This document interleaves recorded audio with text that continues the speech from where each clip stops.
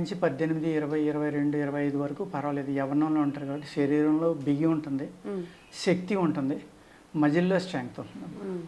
ఎప్పుడైతే 30 దాటిపోయాక 32, 31, 35 ఆ టైంకి వచ్చాక మ్యారేజ్ చేసుకోవడం వల్ల ఏమవుతుందంటే ఈ తినే ఆహారం వల్ల ఇందులో పెస్టిసైడ్, ఫెర్టిలైజర్ విపరీతంగా వాడుతున్నారమ్మా. సాయిల్లోనేమో శక్తి లేదు, మనం తినే ఆహారంలో కూడా శక్తి లేదు. లేకపోవడం వల్ల ఏమవుతుంది, వీళ్ళు శారీరకంగా వీక్గా ఉంటున్నారు.